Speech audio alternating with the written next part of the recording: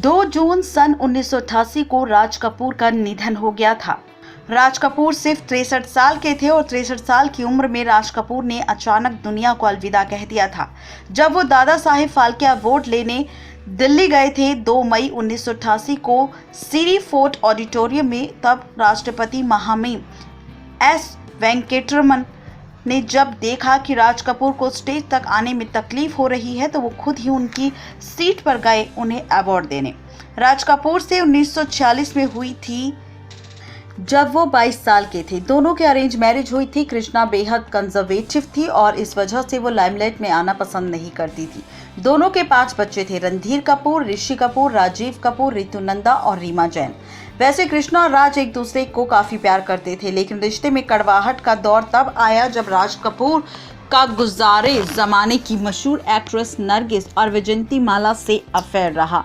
ऋषि कपूर ने अपनी किताब खुल्लम खुल्ला में खुलासा किया था। अंदाज के सेट पर दोनों एक दूसरे को देखते ही दिल दे बैठे। नरगिस उस वक्त सुपरस्टार थी और 8 सुपरहिट फिल्में दे चुकी थी। पर्सनली और प्रोफेशनली दोनों एक दूसरे के साथ 16 साल तक जुड़े रहे। नरगिस उनके शादी करने पर जिद कर रही थी, लेकिन शादीशुदा होने की वजह से राज कपूर ऐसा नहीं कर सके। नरगिस ने कई वकीलों से भी सलाह मशवरा किया था कि क्या ये पॉसिबल है कि वो शादीशुदा व्यक्ति से शादी कर सकती है। हालांकि ये सब काम नहीं आया और दोनों ने एक दूसरे से अलग होने का फैसला लिया।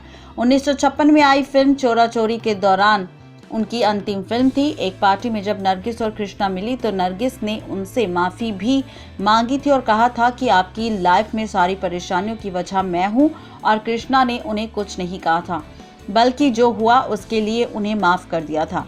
नरगिस से दूरियां बढ़ने के बाद राज कपूर की पत्नी कृष्णा के पास वापस लौट गए थे। करियर में नरगिस के बाद उनकी कई एक्ट्रेसेस के साथ जोड़ियां बनी। शुरुआत में उनका नाम पद्मिनी से भी जुड़ा था, लेकिन वैजयंतीमाला से उनकी करीबियां की खबर सामने आ गई थी। कहा तो ये भी गया था कि दोनों चोरी छुपे शादी भी कर ली थी। एक इंटरव्यू में वैजयंतीमाला ने इस बारे में पूछा गया तो कहा था कि यह अपकमिंग मूवी के प्रमोशन के लिए किया गया था। वैजयंतीमाला और राज कपूर के अफेयर की खबर से दुखी होकर कृष्णा राज कपूर ने राज कपूर को छोड़कर अपने बच्चों के साथ एक होटल में रहने का फैसला लिया था। इसके कुछ समय बाद ही वो एक दूसरे के घर में रहने लगी थी, जो कि राज कपूर की फैमिली के लिए बनाया गया था।